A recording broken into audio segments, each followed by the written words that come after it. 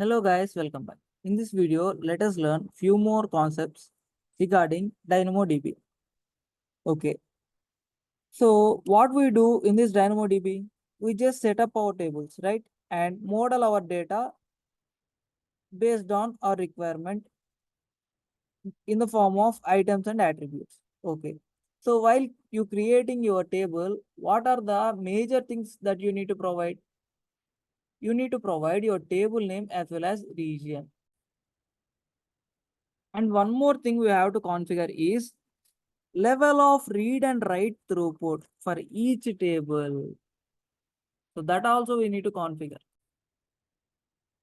Let's say what are the ways that we can able to configure our read and write throughput. Actually, we have two ways. First one is on-demand throughput and second one is provision throughput mode. So let's see first about provision throughput. Under provision mode, we need to specify two things. To read data, we need to specify how many RCUs you require. For reading data, you need to specify how many RCUs you require. What is RCU full form, sir? Read capacity unit. Read capacity units. So first thing that you need to specify under provision mode, and the second thing is for writing data onto your DynamoDB, you need to specify WCU units. So what is this WCU units? WCU units specifies write capacity units. Write capacity units. So under this RCU also, since we are having how many replication modes, we have eventual and strong consistency and eventual consistency modes are there under replication. So while writing, so what is replication? Replication is nothing but writing your data in different databases, right? Yes. So while writing, we have two modes. What is that? Eventual consistency mode, and second one is strong consistency mode. So for each and every consistency, we have different CPUs, RCUs that we require. For eventual consistency, actually we require half RCU is sufficient. One half reading capacity unit is sufficient.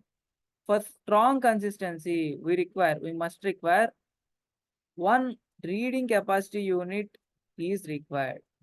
So in some cases, we have transactions also happens, right? Yes. So whenever your workloads require acid complaints, then your DynamoDB will provide you transaction. So during the transition,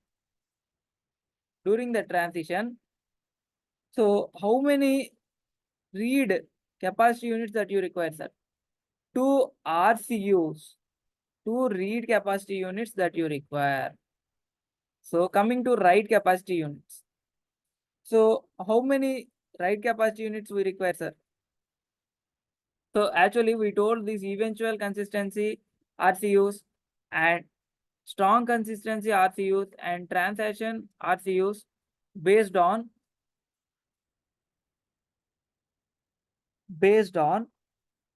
if your item size is 4. So if your item size is 4 KB, based on that we specify that eventual consistency and strong consistency and transactions for your reading capacity units. It may change, it may vary based on your item size also, right? Yes. So let's say I want to specify this writing capacity units. So let's say I have an item of size 1 KB. Up to 1 KB, I have an item size. So for this, in order to write for one write per second, for one write per second. So how many write capacity units that I require, sir? I require one write capacity unit. So let's say I don't want to write. I want for transition. For transition, how many write capacity units that you require? Here also two write capacity units that you require. So when do we use this provisioned throughput, sir? When you are having steady traffic, the use case is when you are having a steady traffic.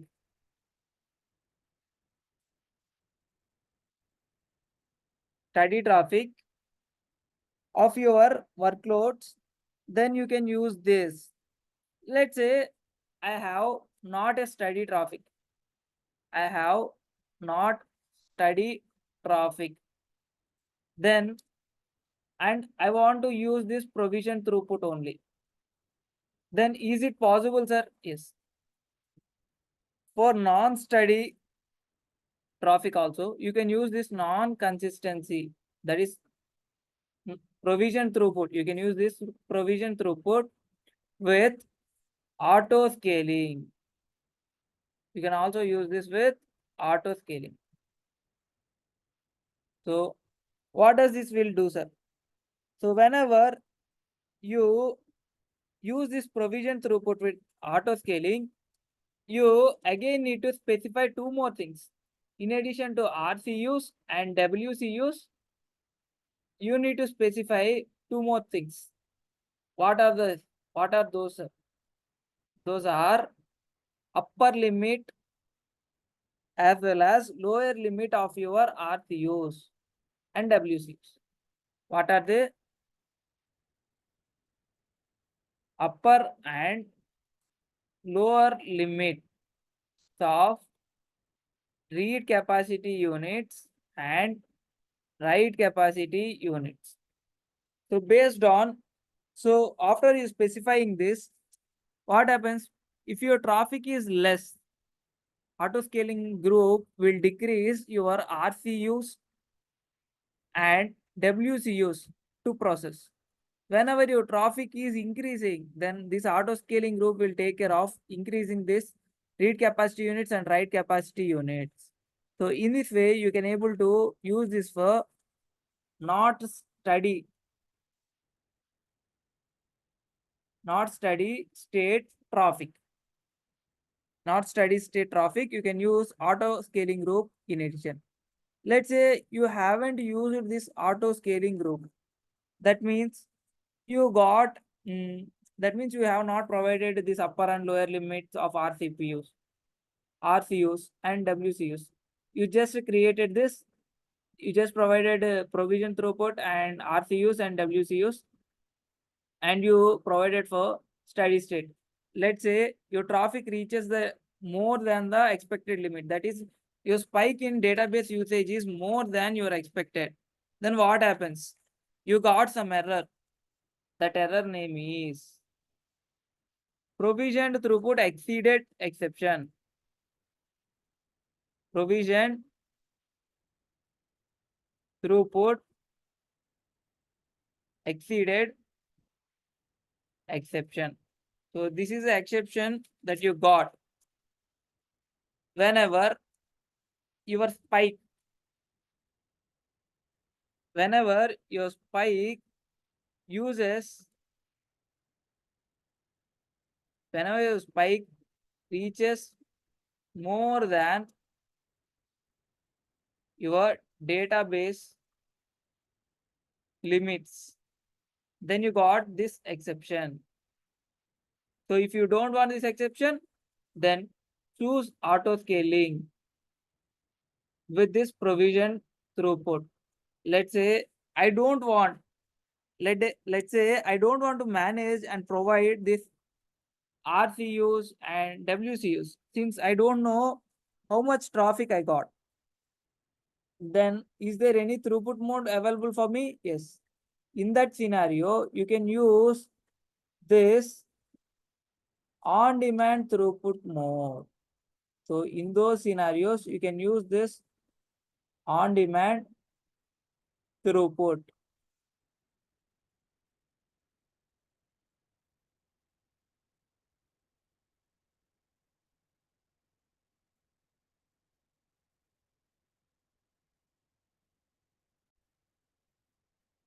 In this on-demand throughput, you are not managing. Then which service will manage these things? DynamoDB will decide your reads and writes of your table based on received traffic from you. This on-demand throughput will provide you exact capacity, how much your application will require. That much capacity only provided at that instant of time. Can I say here write capacity units and read capacity units calculation as well as auto scaling providing for us? Yes.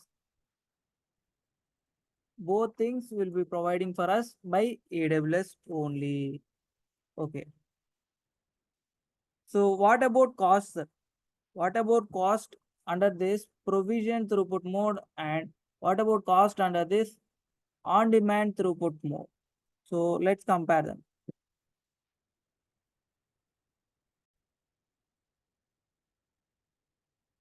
If you see provision throughput and on-demand throughput based on cost perspective, under provision throughput, what happens is you will be charged for how much amount of capacity that you reserved for read and write.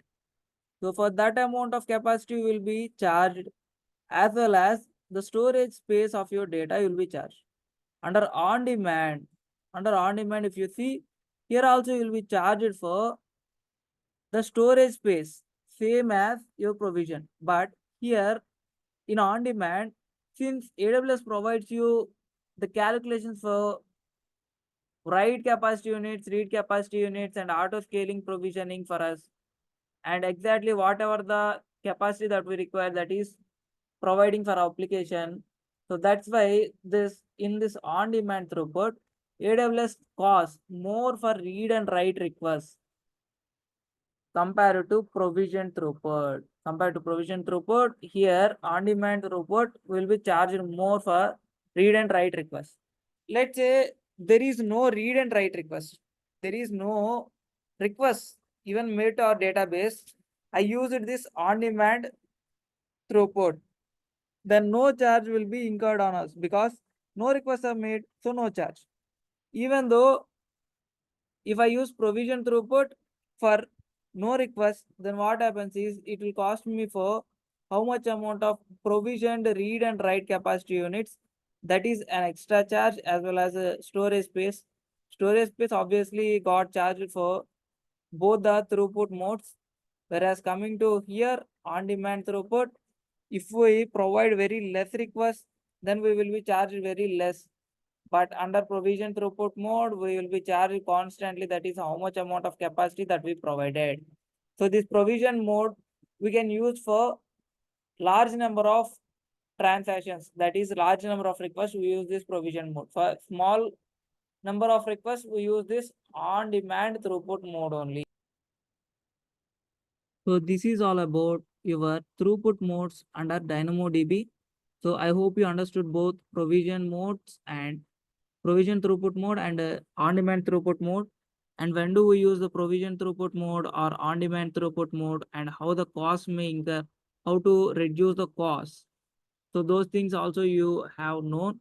And while configuring your table, what are the must things that you need to configure, and what are the things that you need to provide? Table name and region that you must need to provide, again reminding you.